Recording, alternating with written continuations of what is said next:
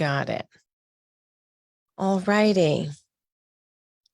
We are now streaming on Facebook. If you're joining us on Facebook, welcome.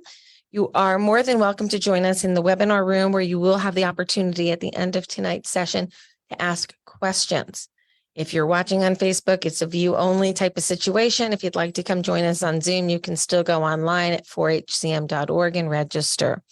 If you're watching this after the broadcast, you will also find the links to all of the materials that we're going to be presenting beneath us. So that will get populated as the night goes on. So let me begin by welcoming the speakers we have for tonight. And we'd like to welcome Dr. Melinda Desai from the Cleveland Clinic and Dr. Martin Marin from the Leahy Medical Center in Boston to our Bighearted Warrior Tour. Neither of them are strangers to the events, but tonight we're having a special topic on myosin inhibitors and clinical trials in the myosin inhibitor space. So welcome, guys. Thank you. Thank you for having us. Great to be here. Thank you. Good to have you here. So I'm going to show a couple of slides to get started, and then I'm going to hand off to Melinda for the morning or for the first session. So this is part of our Bighearted Warrior Tour programming. And again, this is a special edition on myosin inhibitors and clinical trials. And we have our speakers here. I think both of them need to update their photos, because I just noticed that like we all have a couple more years on us. I need to update mine too. Tonight, the program is partly funded by Bristol Myers Squibb. And in our first segment, Dr. Melinda Desai will be presenting the sponsored portion of the event, and that is sponsored by Bristol Myers Squibb. And when we are finished with his presentation, I will be showing another slide. So Melinda, without any further ado, the screen is yours. Thank you, Lisa. Let me share the slides and tell me if you can see the slides.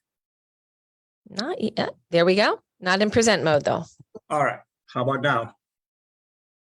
Yep. There you go. Yeah, perfect. Marty and Thank I you. will turn our cameras off and we'll come back on at the conclusion. Perfect. Thank you, everybody. Good evening, good afternoon, and wherever you are time zone. It is my privilege to present to you the clinical study overview of the mavacamten research trials in this Bighearted Warrior webinar on myosin inhibitors. I'm Melinda Desai from the Cleveland Clinic, and I direct our HCM center at the Heart Vascular Thoracic Institute at the Cleveland Clinic. Here are my disclosures. So, all of us know this is a very savvy audience. Everybody knows what hypertrophic cardiomyopathy is. It is a condition, at the very least, with significant unmet needs.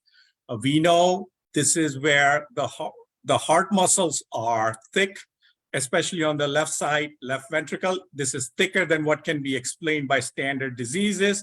It is also stiff, makes it harder for the heart to relax and fill with blood. We know that approximately 1 in 500 humans in this planet have HCM, and this is the most common genetic heart disease. If you do simple math, that amounts to 15 to 20 million people worldwide. So that's a large number of patients. If looked for carefully, there are two distinct types: people with obstructive HCM, people who do not have obstruction to the flow of blood. HOCM or OHCM and NHCM. Symptoms typically, we diagnose, the patients come to the forefront in terms of a diagnosis in their 40s and 50s, and symptoms can be fairly nonspecific, as all of us know: shortness of breath, chest pain, dizzy, lightheaded, fainting, reduced exercise tolerance. And some complications, the dreaded complications we fear about are heart failure, atrial fibrillation, stroke, sudden cardiac death. Until April 2022, there have been no proven non-invasive medical therapies. And basically the reliance has been on septal reduction therapy like myectomy or alcohol septal ablation. But as all of us can relate to, invasive procedural expertise is not available outside of a few specialized centers in the United States, and even less so in the rest of the world. As I alluded to, this is the gatekeeper. This is the fork on the road, an important fork on the HCM road. Do you have obstruction? Obstruction where the heart muscle is thickened as the arrow shows, and as it is trying to get out of the heart, the blood is trying to get out of the heart into the aorta. There's obstruction to the flow of blood. About 2/3 of patients with HCM have obstructive phenotype, at least in USA, and the rest of them have no obstruction, so non-obstructive hypertrophic cardiomyopathy. Having said that, this is not as easy as it sounds. If you don't look for obstruction, you won't find, and if you won't find, you cannot treat. Obstructive cardiomyopathy can be an easy thing to miss. So if nothing else you get out of this talk today, just make sure if you have HCM, you continue to constantly ask the question, do I have an obstruction? And have you done enough to look for my obstruction?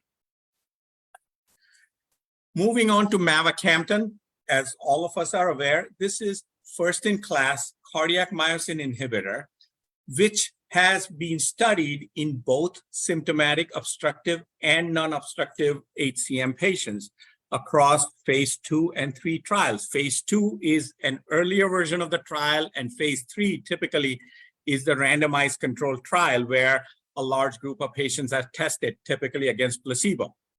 In the non-obstructive space, mavacamten was studied as part of the Maverick HCM trial, and in the HCM space, the phase 3 trial of obstructive HCM, there have been 3. The phase 2 was Pioneer HCM, and phase 3 is Explorer HCM and Valor HCM. And we will talk briefly about these studies in a second. Where's the data on clinical trials as it relates to obstructive HCM? The phase 3 trials. The Explorer study was designed in symptomatic hypertrophic cardiomyopathy patients who had documented outflow tract obstruction. Phase 3 study, 251 patients in 68 sites, 13 countries, and patients were randomized. So 123 patients got mavacamten, the other group got placebo, and everybody was evaluated in a blinded manner, including symptoms as well as exercise capacity at week 30, and patients got rolled over into the long-term extension for evaluation of safety as well as efficacy.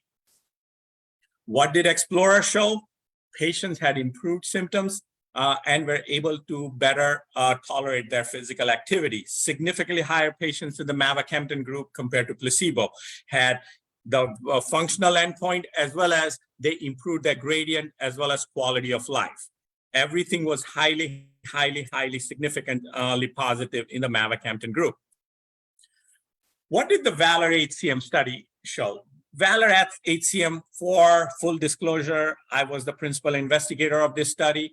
This was in a significantly symptomatic group of obstructive HCM patients, 112 patients. Everybody was referred for septal reduction therapy, 56 patients in each arm. We evaluated at week 16 patients who needed surgery or who underwent surgery, and then patients have rolled into long-term extension for evaluation of safety as well as symptom improvement. Bottom line pictures, what did it show? The panel on the left, 100% patients were referred for surgery by their experienced HCM doctor. At week 16, 82%, almost 8 out of 10, no longer met criteria for surgery or septal reduction therapy.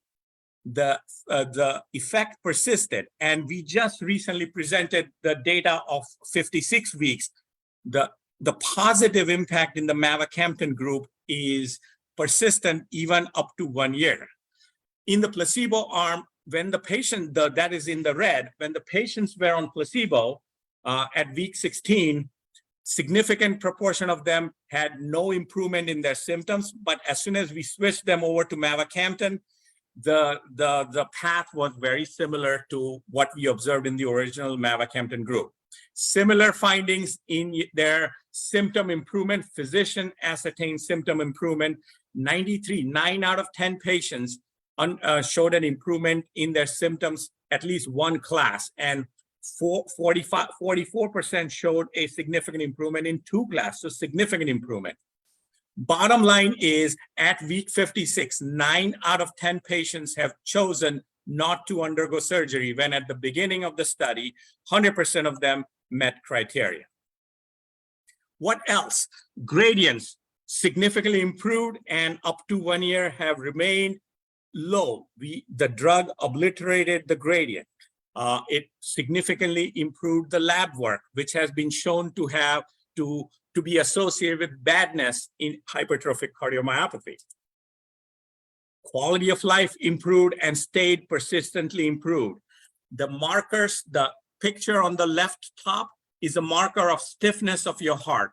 It improved the stiffness of the heart. It shrunk the thickness of the heart muscle. That's the picture on the bottom left.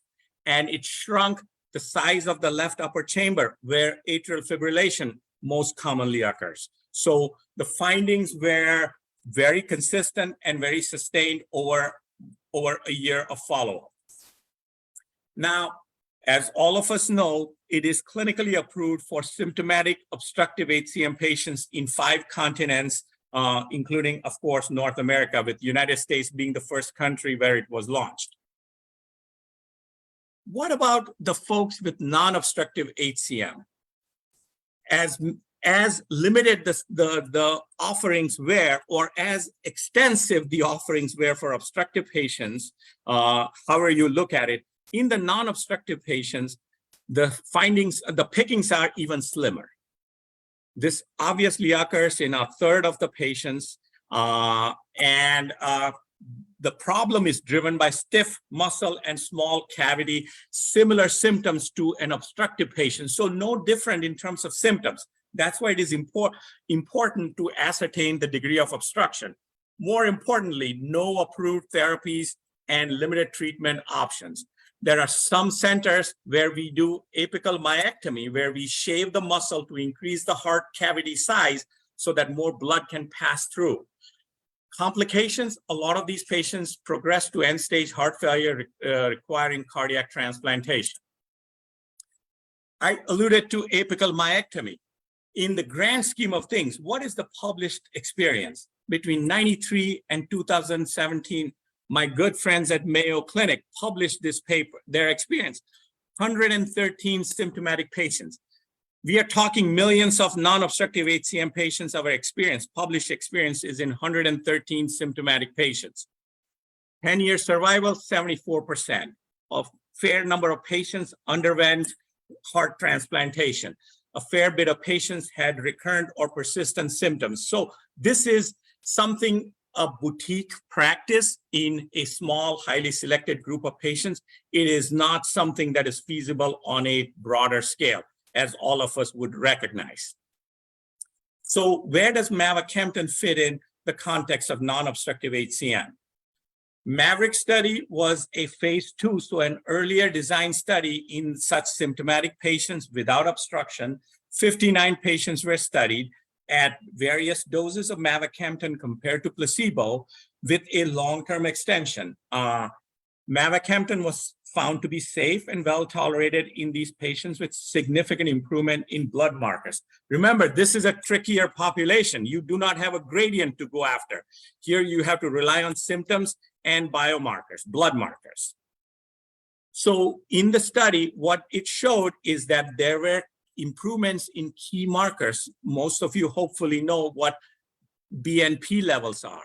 Troponin is a blood marker that is released when muscle injury occurs. So mavacamten showed significant improvement in these biomarkers, in addition to improvement in a small subgroup of their functional capacity. And as I alluded to, it was generally well tolerated. That brings us to the Odyssey trial, which is the largest trial in HCM without obstruction. So non-obstructive HCM patients currently enrolling. Target is 420 patients with symptomatic non-obstructive HCM in close to 200 sites. As of right now, 130 sites are open. We are rapidly approaching close to 100 patients randomized. The basic design is as follows: 210 patients in mavacamten versus placebo, and we will evaluate their functional capacity, so their stress testing and symptoms, along with a slew of biomarkers we talked about at week 48. And in the original thought process, we were going to continue follow up to 120 weeks.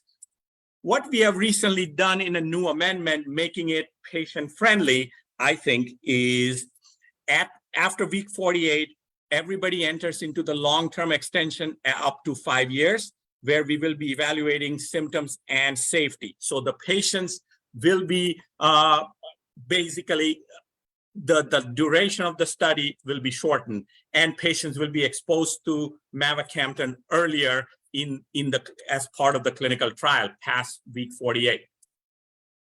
What are the entry criteria? You must be an adult, 18 years or older, non-obstructive HCM.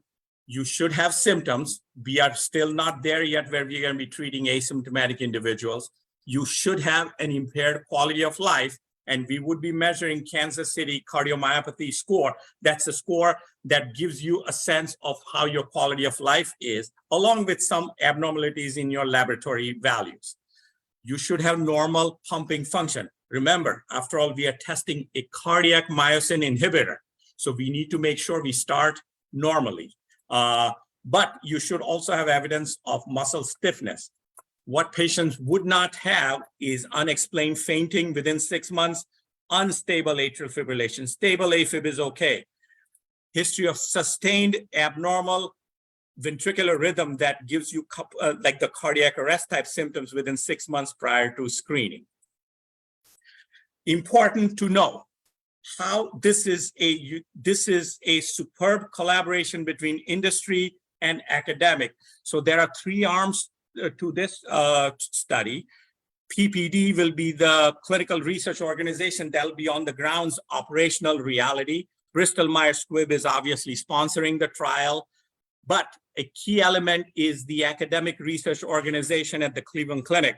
Yes, this trial will be backed by the Cleveland Clinic brand, and we will be providing academic leadership, committee management, imaging core laboratory, independent statistics, and publication of the study results. And I am the executive study chair of the Odyssey HCM trial.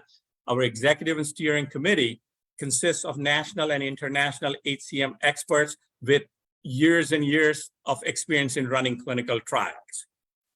Why me? What is my personal why? The picture on the left, the round circle with red, was my best friend growing up. He died at the age of 31, leaving 2 kids behind from non-obstructive HCM. He did not die because he did not have money. He got bad advice and he was uninformed. We need to change that.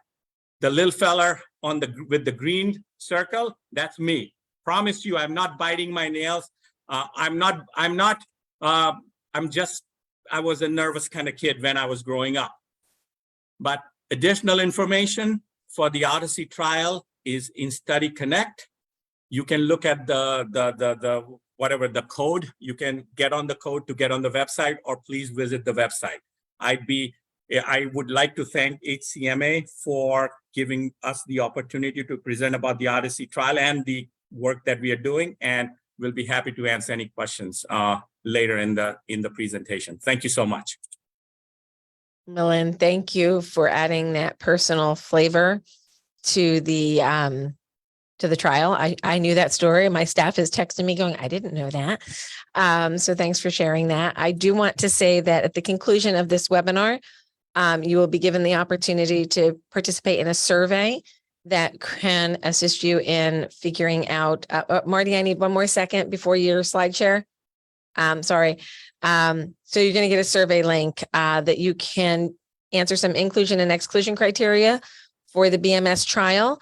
And that will then allow us and give HCMA the authority to share your contact information to the clinical site that you choose.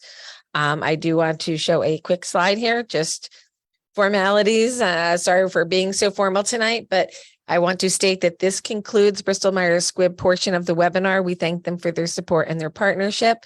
And we are now going to pivot to Dr. Marty Marin, who is going to tell us about other clinical trials in myosin inhibitors.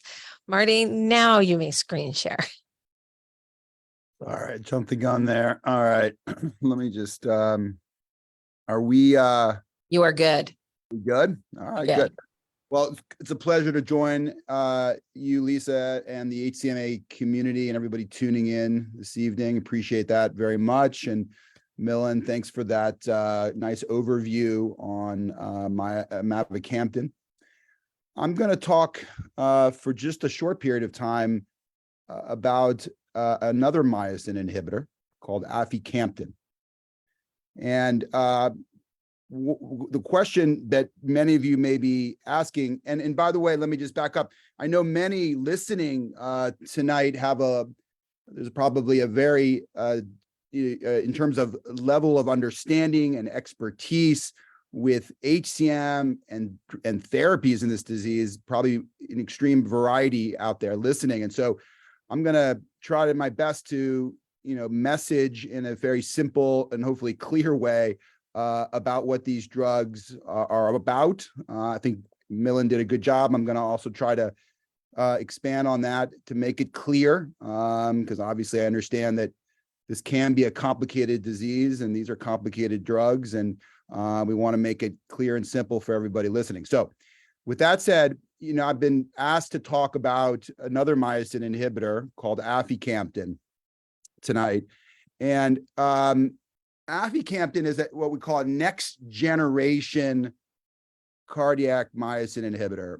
Millen talked about the first myosin inhibitor called mavacamten or Camzyos. Aficamten is next, obviously, which is the term you're seeing. There's some other reasons that aficamten is a little different, perhaps, than mavacamten and deserves the labeling of next generation, which I'm going to talk about in a minute.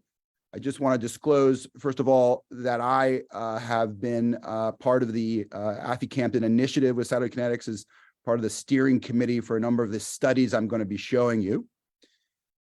I want to first, before getting into some of those studies that have gone on and are currently going on with aficamten, I wanted to just back up for a second and just make sure we're all on the same page here about what we're really talking about.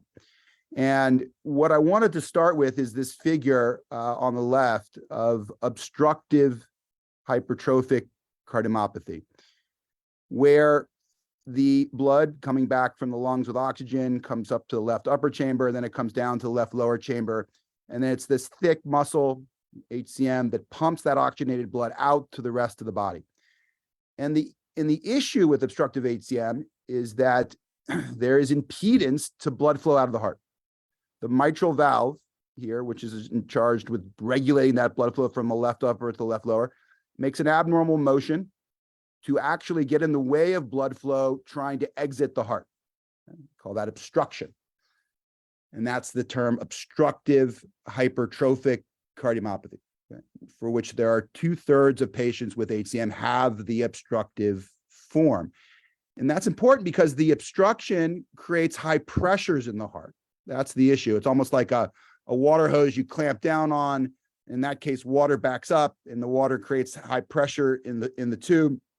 Here, it's the high pressure in the heart from the blood being impeded that creates, in some patients, symptoms, limiting symptoms. And if you've got obstructive HCM, you know what I'm talking about.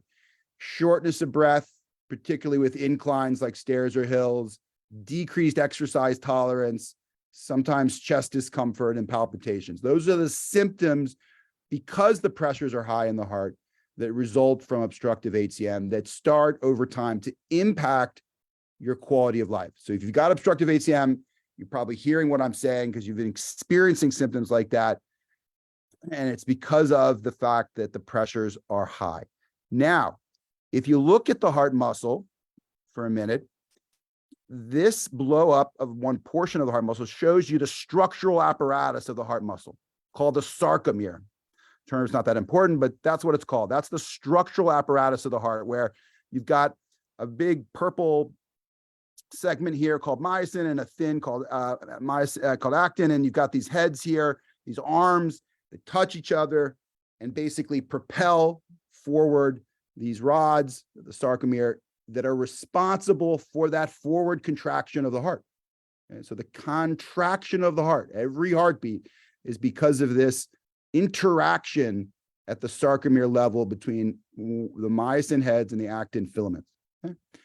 And so the myosin inhibitors, okay, like aficamten, decrease the number of those interactions. They decrease the number of myosin heads interacting with the thin filament. And as a result, as a consequence of that, the drug decreases heart contractility, the force that the heart is contracting. And if you do that, if you decrease contractility, you decrease then, as a result, the valve coming over and getting in the way. And if you do that, then you lower or you get rid of the extra pressure, the gradient. Gradient can go away because there's no impedance to blood flow.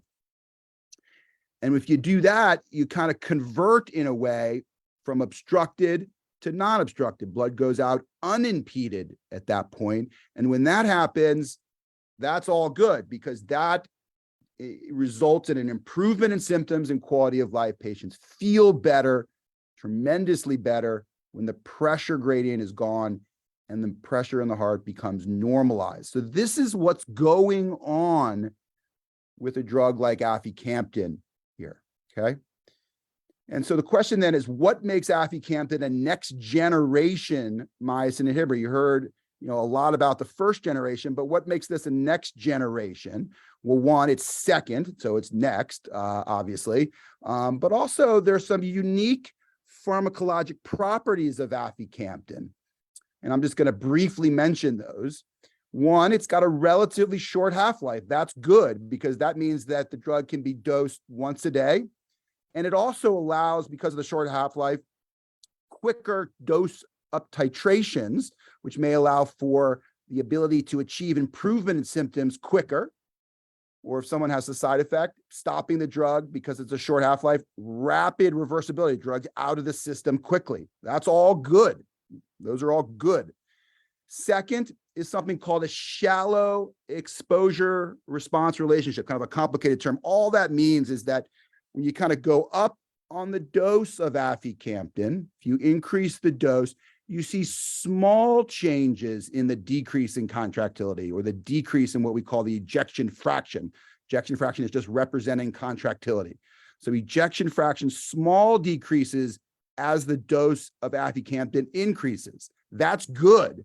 That gives you what's called a wide therapeutic window, which means that you can kind of think about that in terms of hopefully individualizing dose adjustments. So small incremental increases will not result in kind of huge decreases in the heart pump function, which is not what we want to see. We don't want to see that. We want to see mild decreases in heart contractility to lower that gradient kind of without overshooting. And that property of aficamten is advantageous for that. So that's good.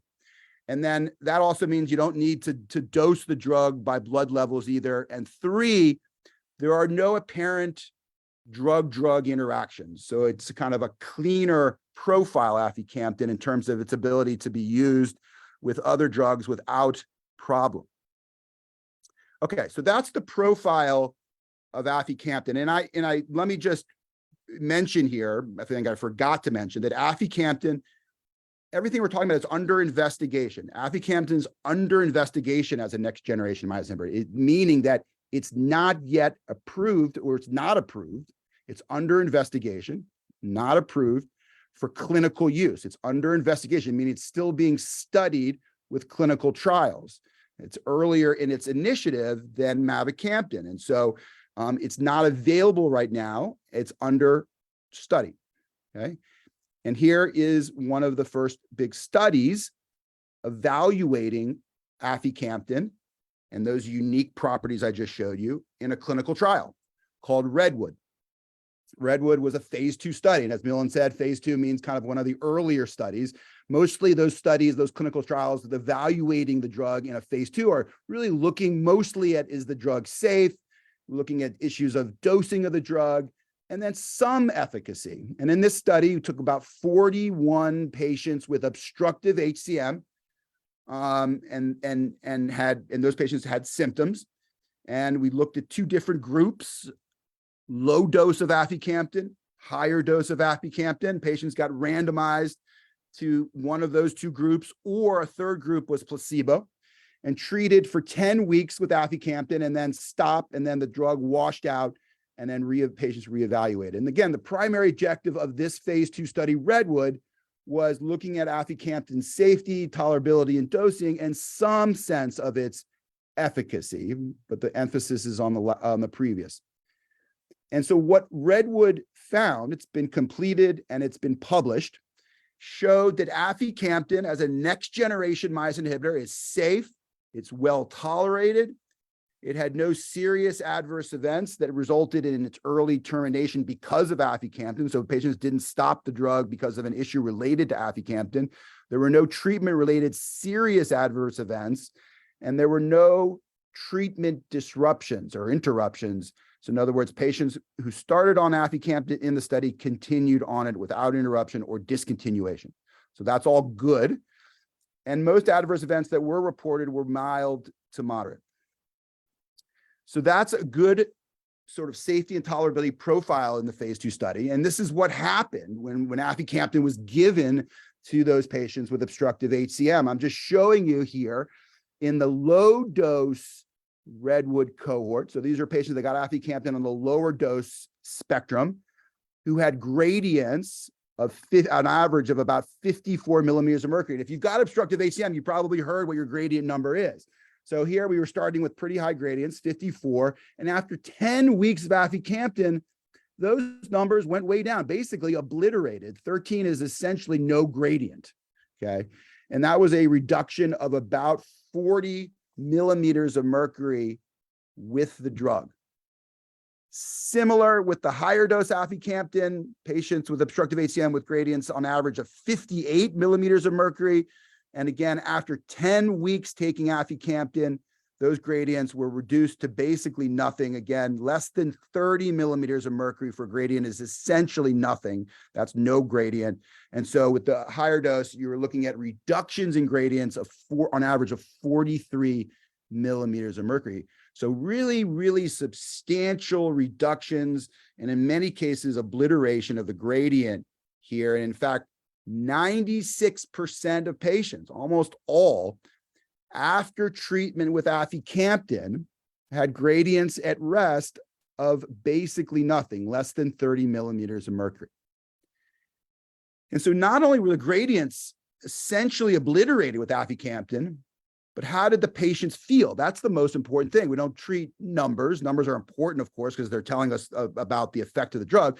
But the most important thing for you, for the patients, is how you feel with the drug, because that is the biggest limiting issue. It's a decrease in quality of life with obstructive HCM as the primary issue.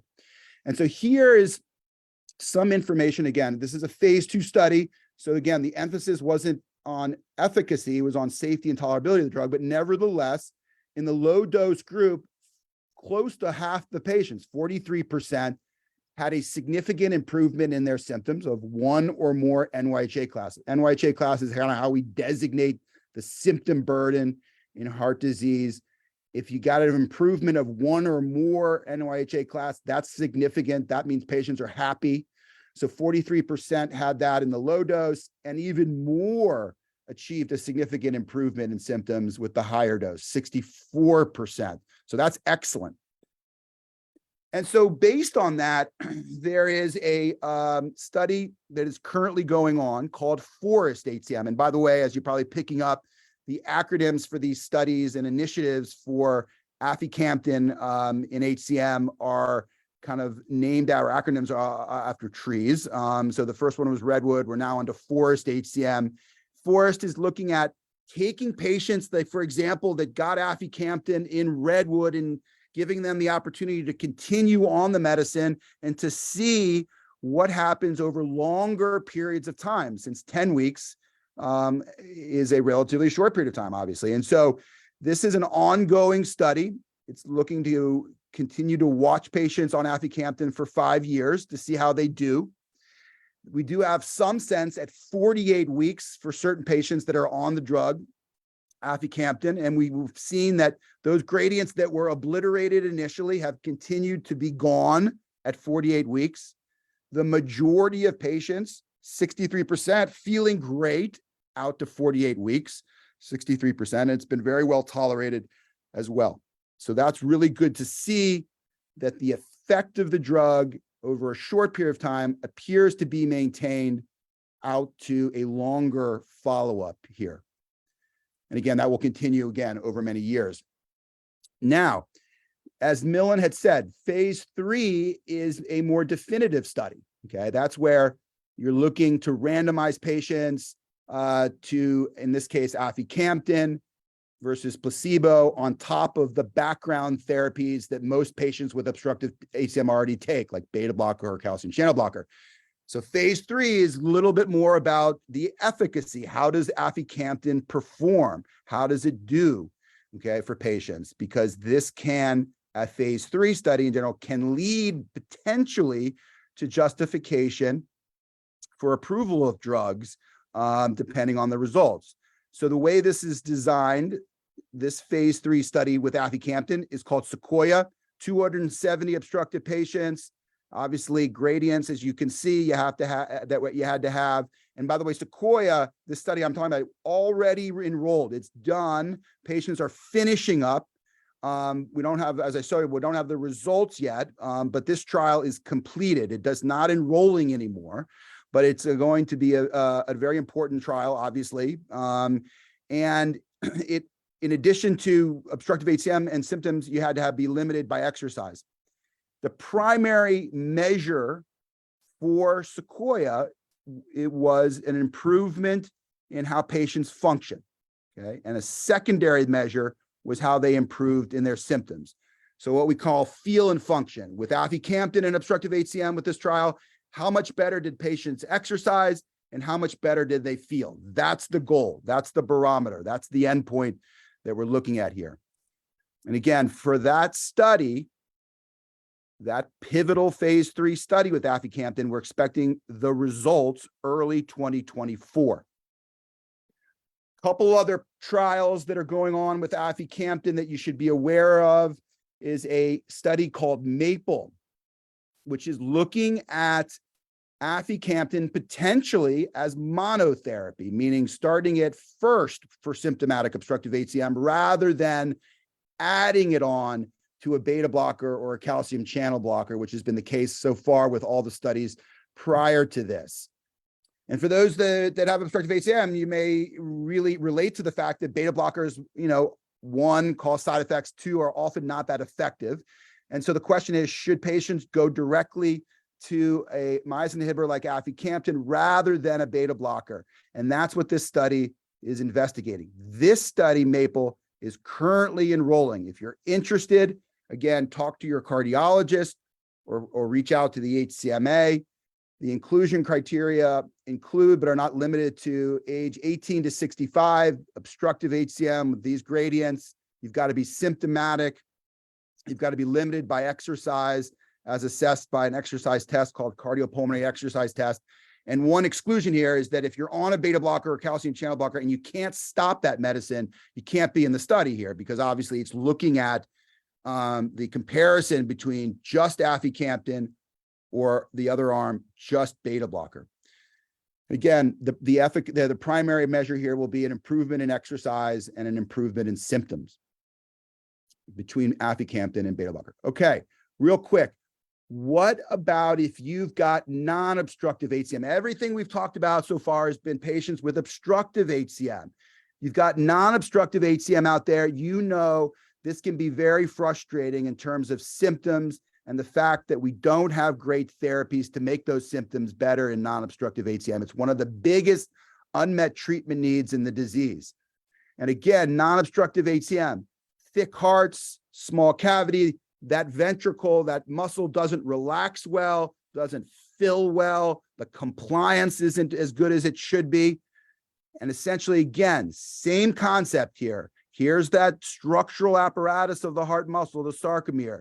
Again, aficamten is disrupting or decreasing that interaction to help relax the heart muscle, hopefully allowing it to fill with blood more efficiently. By doing that, lowering the pressures in the heart, and that we hope will translate into patients feeling better, better quality of life, and also functioning better, better exercise tolerance. That's the mechanism to which we hope aficamten will be effective in non-obstructive HCM. And there is some evidence already that may be the case. Here is a phase 2, again, preliminary kind of study for non-obstructive HCM patients that was part of Redwood, but was just non-obstructive patients, symptomatic, randomized to aficamten or placebo for 10 weeks, again, in a 2-week washout. Again, mostly about safety and tolerability, but also efficacy.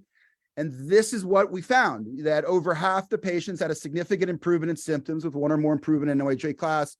Over half the patients had significant improvement in health metrics. 25% of patients reported a large to very large improvement in the questionnaires for heart failure. So basically patient-reported outcomes, feeling much better. A 50% relative reduction in blood levels of high pressures, we were called NT-proBNP. And it was also very well tolerated, aficamten, in this group of patients as well. And so that is forming the basis for a phase 3 study with non-obstructive HCM called Acacia HCM, which is starting to enroll non-obstructive HCM patients.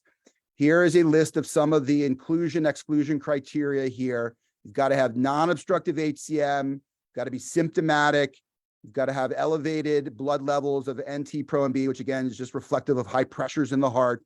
You've got to be limited on exercise tests, and it's okay to be on a beta blocker or calcium channel blocker here.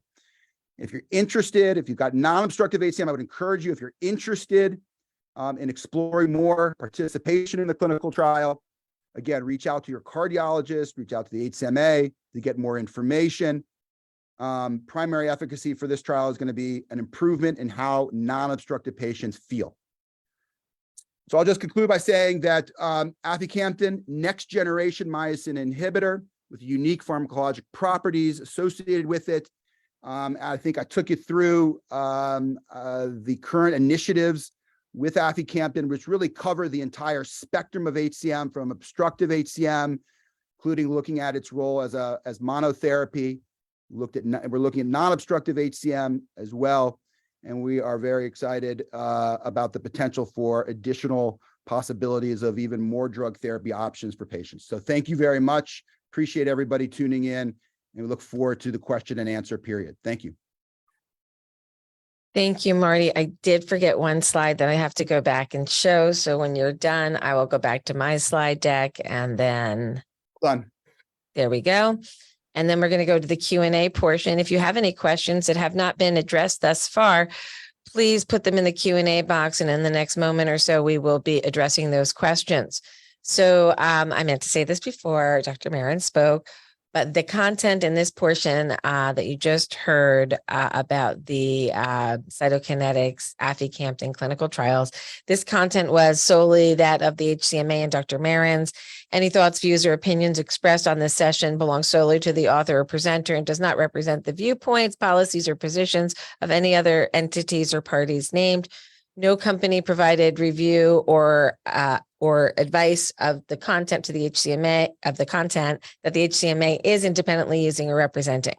HCMA and any mentioned sponsors of this session are not responsible for any errors or omissions from this information, which is provided as is, and no guarantees of completeness, accuracy, or timeliness. So that is what we call in the nonprofit world, in the biotech world, a little CYA. So it's me, people. I'm gonna talk like I talk.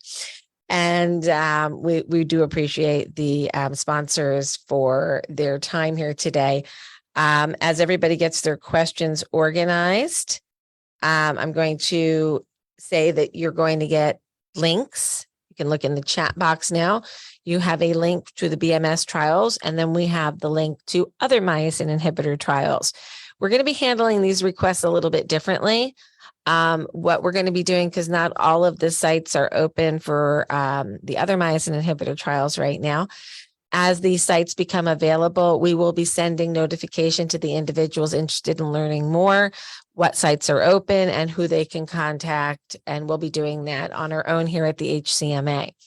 Ed, if you have a question, please use the Q&A box at the bottom of the screen, and it is loading up right now. We will address all of those questions. We will not be taking verbal questions this evening. Okay, so question and answer. Marty and Malin, get ready. It's going to be a wild ride. Okay. I'm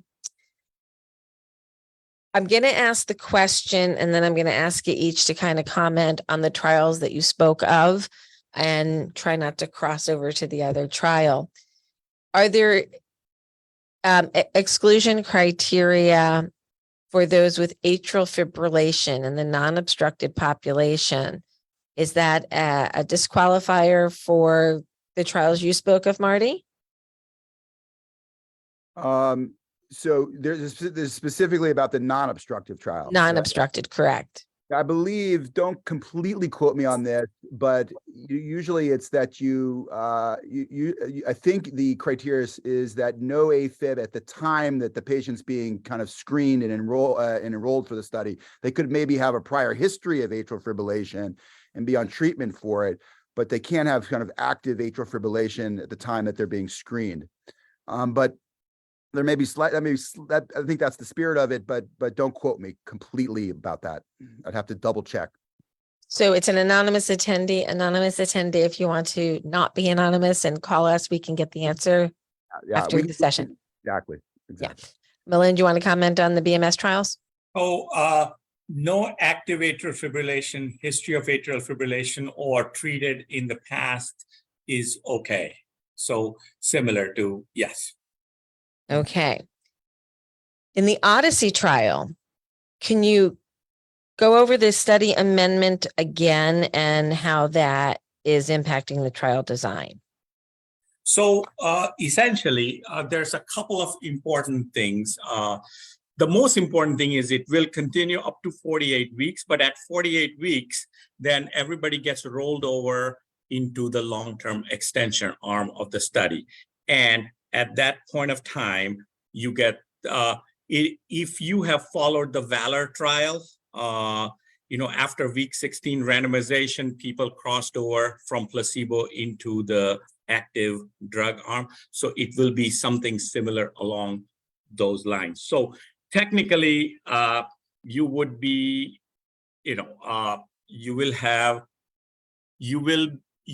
after 48 weeks, you will get your FDA approved drug as part of a research trial. Okay, thank you. So we don't have clinical utility of aficamten yet, but we do have some pretty robust trials, and we have some data on mavacamten. What are the most common side effects reported? We'll start with the label. We'll start with the label first. So, Malin, what are the most common side effects related to mavacamten utilization? Yes. So obviously, as it got rolled out through the REMS program and approved by the FDA, the big concern was its impact on LV systolic dysfunction or ejection fraction. Everybody knows about your heart function. These class of drugs are cardiac myosin inhibitors, so they are going to inhibit your heart muscle. And the big fear was, what if the drug overacts and overdoes things to a point where heart function is significantly reduced, where now instead of a hypercontractile heart that is banging away, you have somebody in heart failure, the kind that we hear about who end up getting transplants and stuff. So that was a big concern in its use since April 2022. Now, obviously, there are thousands of patients in USA on this drug. The approximate proportion of systolic dysfunction is in the 2 to 3%, about 2.2% or thereabouts range. So the clinical trial, the proportion was higher. In real life, we are not seeing that. The other thing that the most common dizziness symptom I hear is somehow dizziness. And, once we, at least now I'm speaking as a cardiologist, as a doctor who's prescribed a few of these, is once we tell them about, hey, your ejection fraction is normal, your gradient is obliterated and it's next to nothing. And, how do you want to handle it? Do we want to lower the dose? Do we want to, consider stopping this pill? Is the dizziness to a point where you need to stop the medication? As soon as they say, my EF is normal, my ejection fraction is normal, my gradient is gone, most of the dizziness significantly improves in a strange twist of evolution. So I personally think those 2, 3, and the other, when, look, if you had asked me in April 2022, my big consternation was, what the heck am I going to do about the potential drug-drug interaction? As it turns out, that has become a non-story. Most common drug-drug interaction is in the concern is in the proton pump inhibitor family. And, it took me literally 4 days to figure out which ones we can use. And so now we are using those proton pump inhibitors. And drug-drug interaction has not been that much of a story, at least in our practice. And we have more than 150 patients on Camzyos, if not more now. So, but those are the most common things, rabbit holes I worry about. Marty, has there been any side effects seen in the AFI trials that is making anybody? Well, yeah, I mean, just to speak to the Redwood trial, the phase 2, which is out and published. I mean, as I said, and I think I put a slide up about this, is that, AFI was really well tolerated. I mean, there were some minor side effects that did not result at all in drug interruption or discontinuation. So these were minor to moderate side effects that were not even of the level that for a patient resulted in them wanting to stop therapy. And then in terms of the ejection fraction question, which is an important one, of course, the Redwood study, in terms of systolic dysfunction, so the aficamten's effect on lowering ejection fraction below this arbitrary level that we have of 50% or less. And so that everyone's understanding what we're talking about, as Millen was just describing, these drugs can obviously impact contractility. That's how they work. That's how they lower the gradient, as I showed. Occasionally, sometimes we can see that they overshoot a little bit in their contractility impact, lowering in that patient the ejection fraction, probably in some ways too much. We saw very little of that in the Redwood study. There were 2 patients only with ejection fractions that were less than 50%. One of them was an EF of 49 at the end of the study. The other one was an EF of a little bit less than that. Both of those went back to normal after obviously adjustments in the drug. And so we saw very little of that here. Now, we don't know, that was a phase 2 study. So we're going to obviously learn a lot more about that issue with the phase 3 study. Okay, we're going to go into the rapid fire now. So I'm going to go for agreements or clarifications on a few of these so we can kick out a lot of these questions, because there's 40 questions there and we've got 20 minutes left. So do all participants in these trials, if they're on a beta blocker, do they all come off, or some can come off of beta blockers during the trial? So at this point of time, I assume you're talking, yeah. So, management of the medications, the non-trial medication will be left to the discretion of the physicians taking care of the patients. So ostensibly, one can imagine some may come off of this as part of their clinical management, but there's no templated recipe for who gets to do. Who gets to come off. In clinical life, as you very well know, we have a fair bit of patients that, beta blocker and disopyramide. I mean, I joke that they are like your mother-in-law. hard to get used to no matter what. And those are the two targets I go after as soon as their gradients are obliterated. And we have a fair number of patients in whom we have gotten rid of the beta blocker or lowered the dose. Marty? In the aficamten, it depends a little bit on the trial that you're specifically interested in or talking about. For example, for the monotherapy trial, Maple, for example, as I said, can you hear me? Yeah, I'm sorry. I was reading a question and I was confused by it. Go ahead. So the bottom line, not to make it complicated, depends. The bottom line about beta blockers in calcium channel blockers depends on the trial. Some trials you can come off. Other trials, it's okay to stay on as background therapy. So you just have to check with your cardiologist at your center to explore that question more, depending on what trial is relevant for you. Okay. In the aficamten trial, there seemed to be some improvement in the placebo group, in one placebo group.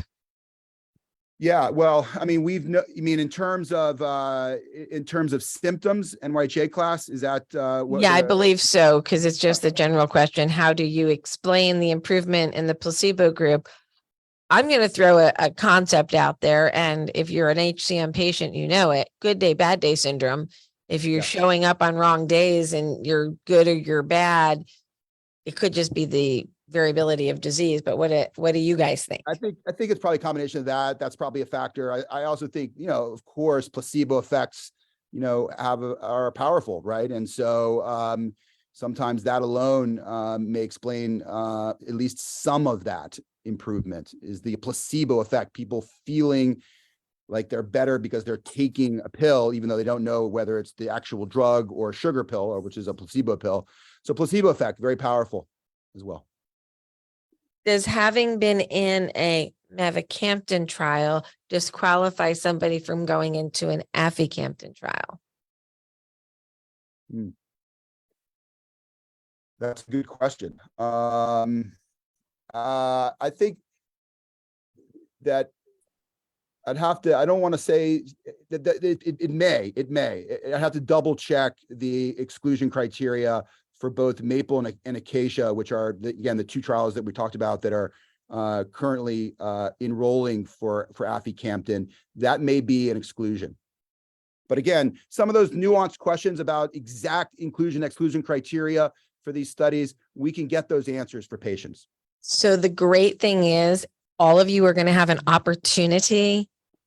I've just heard from my cell phone, and that is a no from Matt Martinez. I believe that's who just texted me. Yeah, that is a no. So thank you, Matt.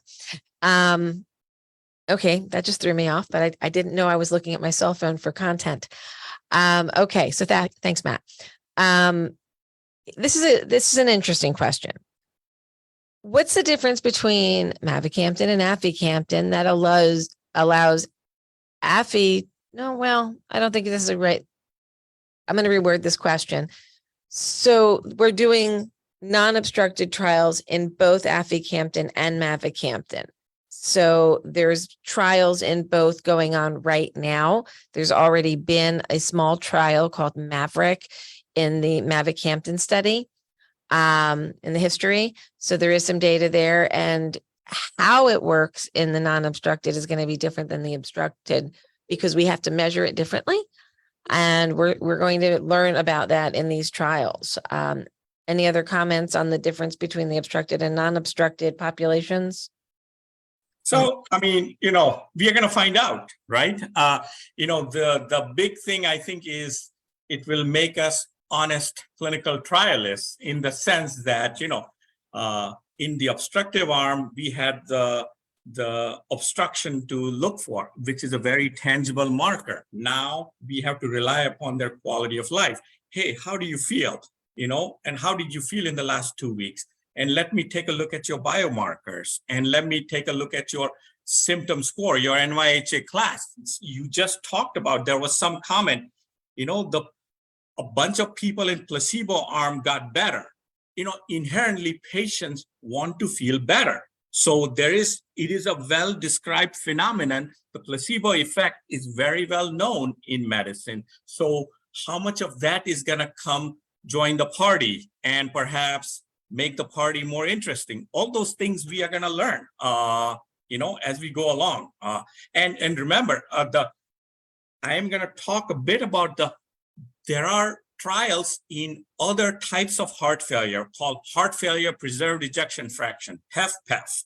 That's a term that disease resembles a lot with HCM, non-obstructive HCM, and a lot of those trials have not succeeded. Only recent ones have shown some. So, there's a lot of learning to be done. And, and that's why this is exciting.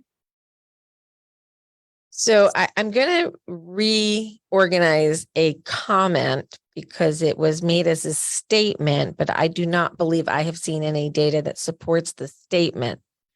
Have there been any documentation of weight gain and higher blood pressure in any of the Bristol Myers product line and investigation? Not that I know. I mean, weight gain and hypertension. I will resort to my clinical practice, and that is something that we have not encountered clinically, and it has not come to my attention as part of the ongoing trials, but something to look into. I have to say, in a number of the individuals I've spoken to, I've seen weight loss and reduction in blood pressure as a result. So I don't know. I've not seen any of those signals myself either. So this question, I think, goes to the discontinuation of any patients in the AFI trial for non-obstructed HCM. You had 2 drops of slightly below 50 that required discontinuation. Is that correct? No. You're talking about the Redwood study? Question is just the AFI trials. No, did not require that. No. Did not require. Okay. Clarification. Thank you. Does your gene status matter?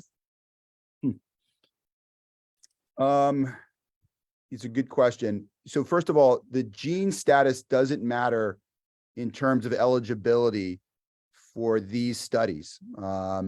So you don't have to have a certain type of gene mutation to be eligible for these trials, okay? Whether or not these drugs like aficamten or mavacamten, the myosin inhibitor group, may be more effective or less effective depending on if you've got a type of mutation or not is unclear at this point. We don't know the answer to that. It's still too early to know. So, at this point of time, look, Lisa, I live and practice on the Main Street. If you take 100 HCM patients and do their genotyping today, the positive yield rate is only 40 on a good day. Okay, so which means, and I do not stop worrying about my other 60 patients. So at this point of time, I'm going to say these drugs have I strive for therapy that is broad, and I am, at least based on a 1.5 years worth of clinical experience and trial experience, I can say that genetic status at this point of time does not play a big role in my thought process or the efficacy of these drugs. It may down the road, we don't know, but it is not going to stop me from proceeding on a given patient.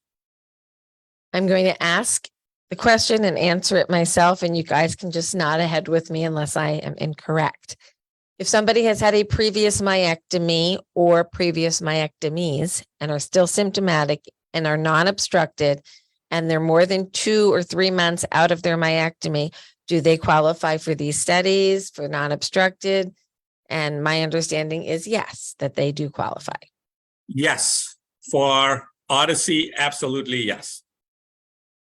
I believe that's also the case for Acacia. Yep. But again, a lot of these specific questions about inclusion, exclusion should be discussed with a clinical site coordinator.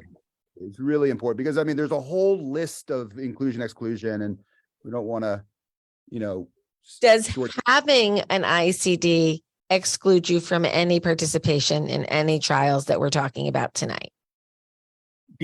I mean, at least I speak for Odyssey perspective, if you had an ICD, then you have to wait, like a recent ICD, then you have to wait a certain amount. I believe it is about 2 months, 2 or 3 months. I think it is 2 months before you can be screened. But long-term ICD, the answer is no. I mean, you would be a candidate if you qualify otherwise. And for Afi? Yeah, essentially the same idea. Yeah. Yeah. Okay. Just clearing that one up. So can we discuss the concept of remodeling? There's been some indications in some of the studies that there's actual cardiac remodeling that's been happening, regression of hypertrophy. These are very exciting words to be speaking. Is this happening? Are we seeing this happen? So yeah, it's a great question. So this gets, this gets to the idea here that these drugs may have additional efficacy or benefit that is independent, for example, of their ability to lower the gradient and improve symptoms based on the mechanism we just have been talking about. Okay, so in other words, they do that, but could they be doing something else? Okay, that would be beneficial for patients. And if that was the case, would that then make the drugs unique and different, for example, than other therapies available that eliminate the gradient as well, like the invasive options? And so one of those is the idea that these drugs may have an independent effect of remodeling the heart, changing the structure of the heart in a way that we could interpret to be beneficial. Okay, that's what we call beneficial cardiac remodeling. And I think where we are with that is that that answer is not yet. We don't know the answer to that yet. So just to be clear, we do not know the answer to that yet. Okay. So, Millen, let me go ahead, finish. Yeah, sorry. Let me finish. All right, let me finish. Okay, just hold on. We don't know the definitive answer to that yet. There's been some evidence that we do see important changes with these drugs in things like left atrial size or wall thinning. It's not completely clear yet whether those changes are, again, directly related to the effects of the drug or are driven by the fact that you're relieving the gradient. And by relieving the gradient, you're seeing changes that are resulting in the decrease in pressure that the heart is now not seeing. Okay. So we need to keep an open mind about that issue. It's a very important question. And one is going to require, I think, a fair amount of more time and evidence before we really have a good handle on that yet. But it's an exciting question. So the answer is, I agree with the last comment that Marty made, is that we definitely need longer term data to say, is this happening and is it sustained? And, once it reaches, is there like a lower plateau, sort of like the Grand Canyon, once it doesn't keep going down to the other side of the earth? Is there a lower plateau? So far, the Explorer study and the Valor study in obstructive HCM have shown LA left upper chamber size reduction, LV mass, so wall thickness reduction, the overall mass reduction, and it is sustained. We've shown this just last month in Amsterdam, where it is sustained over a year, and it's not like a inverse exponential reduction.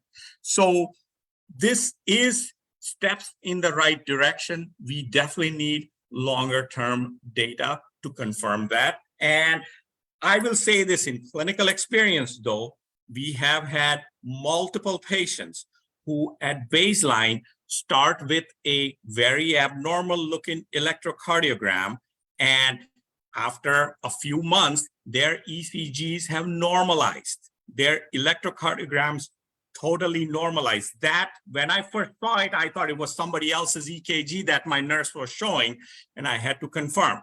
Now, as most of us know, patients who've had surgical myectomy, they do not have a normal EKG, they develop a left bundle branch block. So yes, not every patient, not everybody has a normalization of EKG, but the fact that we are seeing that in some patients is, to me, a very, very good sign of, and perhaps portends things to come in the longer term. Of course, we need longer term data. Okay, rapid fire. Would these drugs, with this class of drug, reduce fibrosis? I can take that first. So again, we need longer term data. The sub-study using cardiac MRI in Explorer study, Explorer trial was published, which showed, and a follow-up data was also presented, which showed that it did reduce and stabilize the degree of fibrosis. So again, these are small numbers. Proof will be in the pudding and longer term studies, and we will find out as time goes on. But the answer is theoretically, conceptually, it very well is expected to. Marty, you want to comment? Yeah, I mean, it's not complicated. We don't know yet. I mean, we just don't know yet.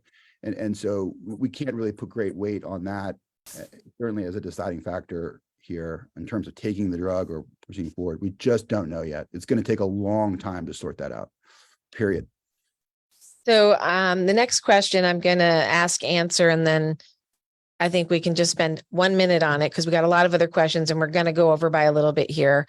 So are myectomies gone, or is there still a role for myectomies is the question. And I will say that I have actually seen nationally an increase in surgical numbers since mavacamten became available. And I think a lot of patients are coming in and asking the questions, what does a drug do? What does it cost? How long is it going to take to work? How long do I have to be on it? What's my surgical options? What's my anatomy? And a lot of people are going on myosin inhibitors and a lot of people are having surgery. So I don't think surgery is dead. Would we all agree?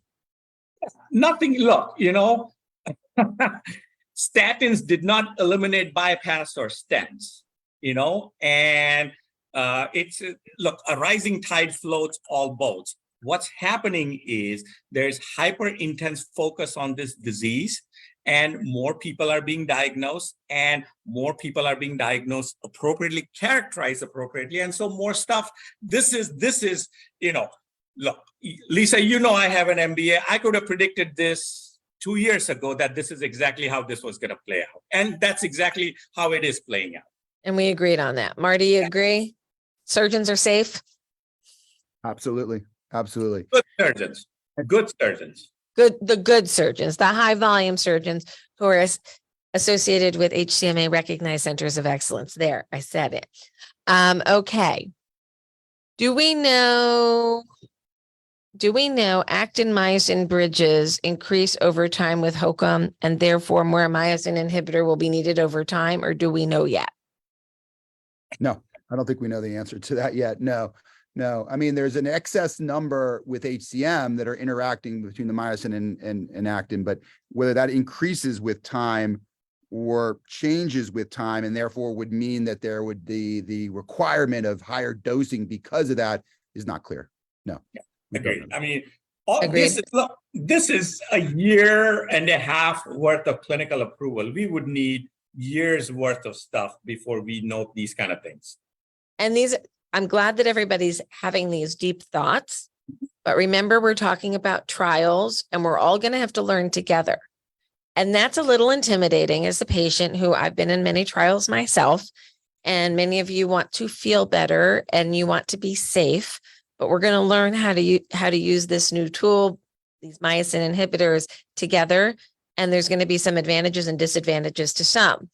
So we have a question regarding half-life. So Marty, you leaned into the fact that afi has a shorter half-life. What is the half-life of mavacamten?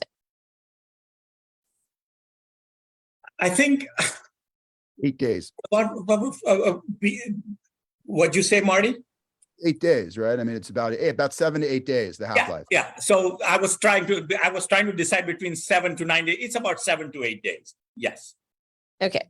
So dose adjusting is going to be different between the two agents? Okay, I'm going to try to go really fast here now, guys. Which manufacturer of metoprolol will be used in the AFI head-to-head? Labeled indication drug. I think we know who this is. Is Harry Lever asking this question? I will not comment.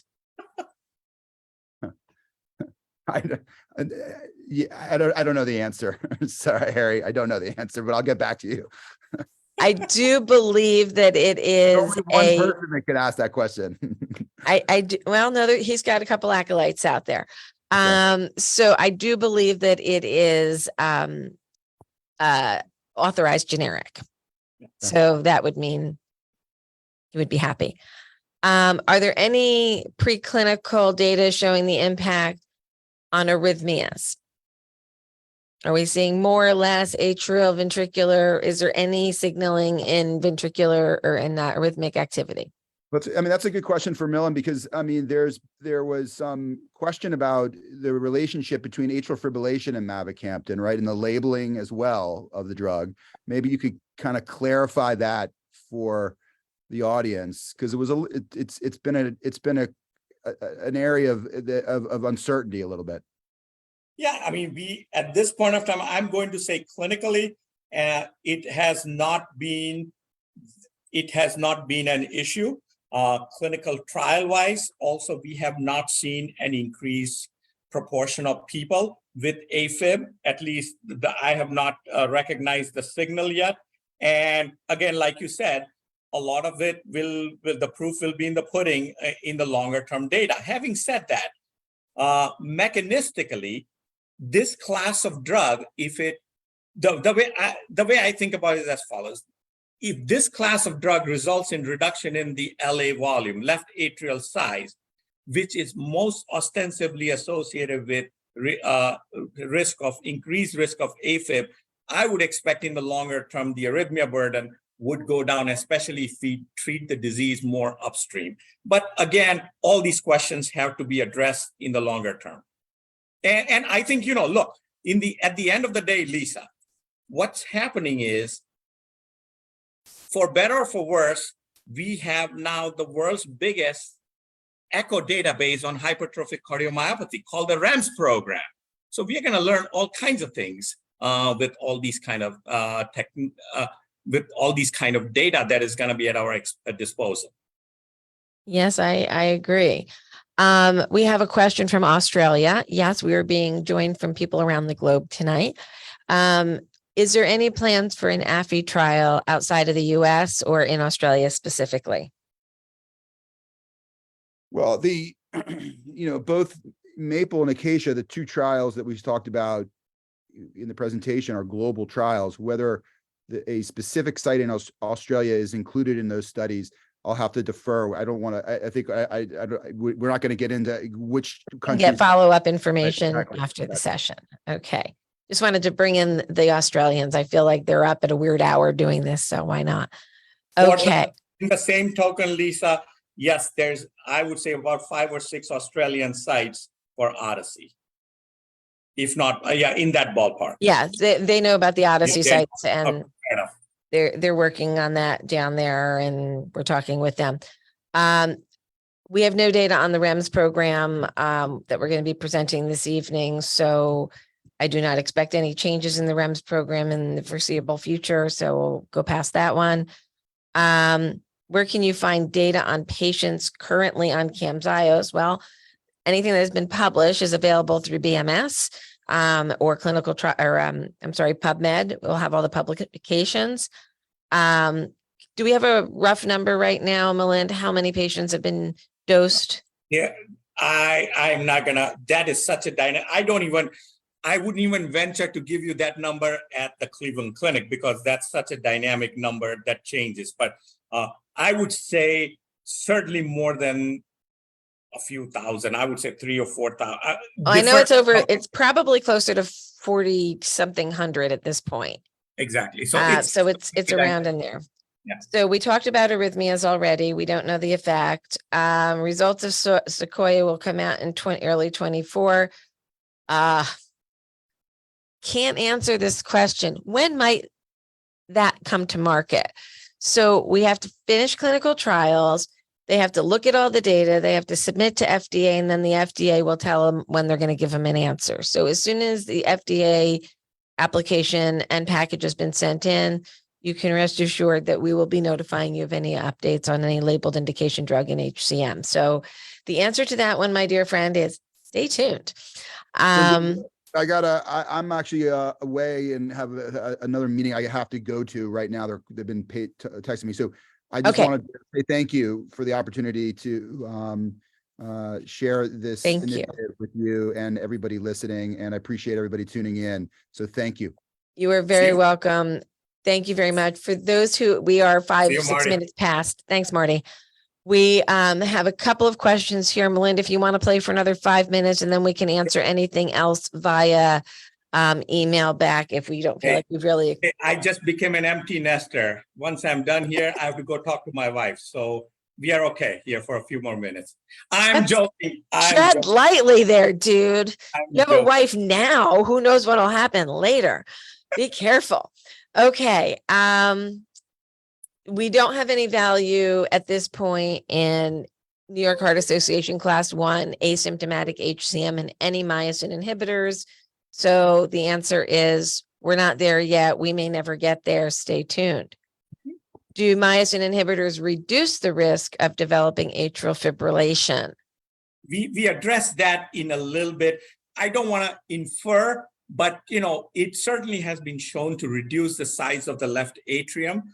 One of the biggest two, I would say, LVH, so wall thickening in the lower chamber, stiffness, and left atrial size. These are 3 major predictors of developing AFib, and all 3 are positively impacted by this class of drug. I will specifically refer to mavacamten.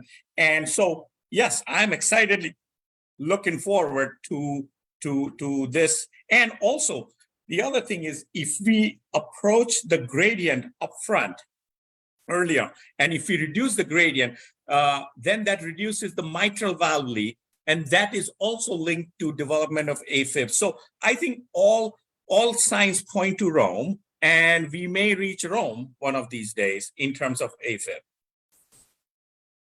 Okay. A couple of you are getting emails back from me, or not emails, but messages back that of your answers, or that's not part of the topic tonight. So we're going to save our time for those topics.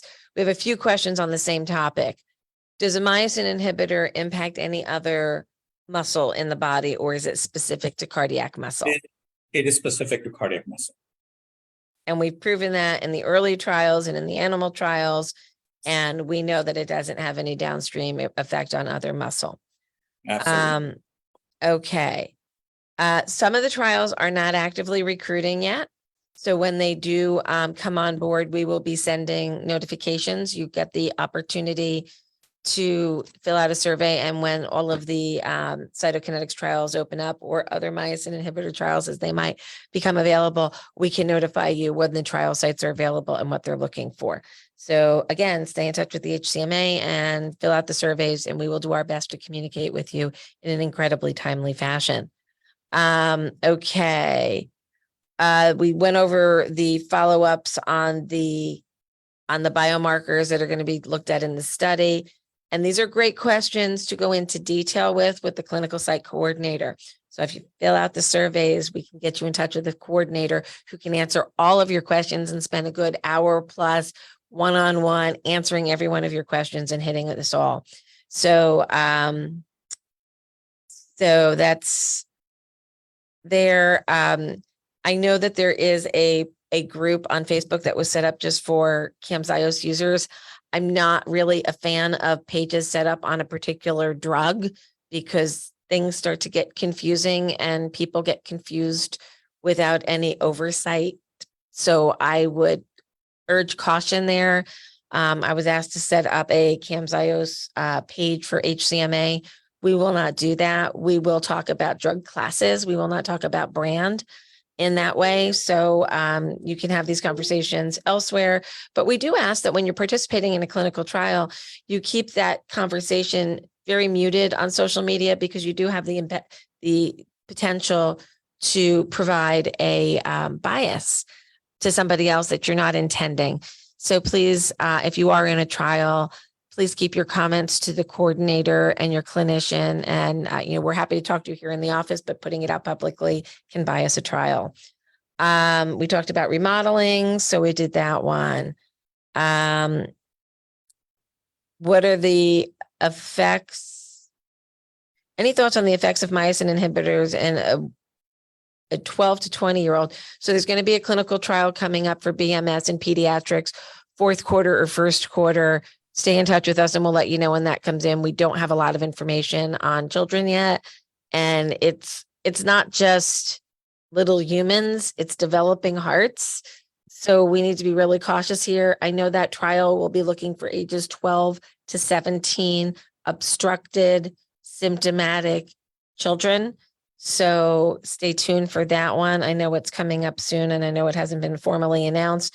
I might get smacked for mentioning it in such detail. Sorry to anybody if I spoke too much. Will these be lifelong drugs? So at this point of time, one thing we know is you take the drugs in obstructive patients, the gradient goes away and stays away for a long time. But when you stop the drug, the gradients, once the drug washes out of the system, in vast majority of the patients, the gradient comes back.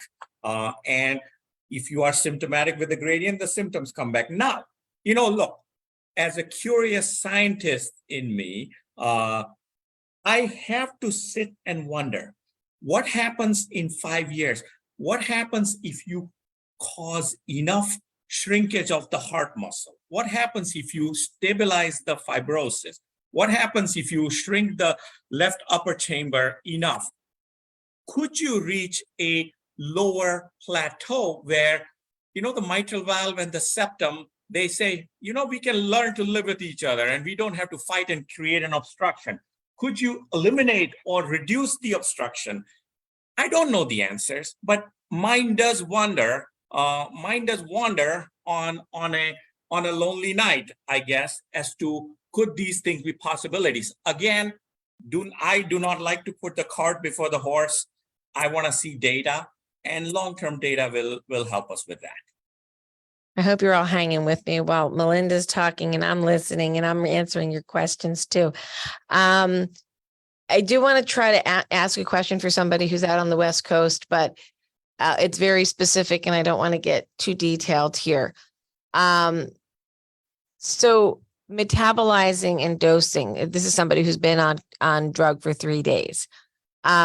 Some people metabolize quickly, some people don't metabolize well, and that may be why some people need a higher dose, not necessarily because their hearts are thicker or their obstruction is worse. It's just how your body metabolizes medicine. And there are some people who get a really big reaction off of a very tiny dose, and some people who get a very large dose and a very tiny reaction. So don't judge yourself by others. This is where I think some of the discussion groups can really get confusing, because somebody says, well, I'm only taking 2.5. And somebody says, well, I'm taking 10. I'm taking too much. No, you're individuals. You're not just hearts sitting on tables getting drugs. You have a whole body system that needs to absorb these meds and process these meds and get them to their destination. So please don't try to compare yourself to others. Your heart is your heart.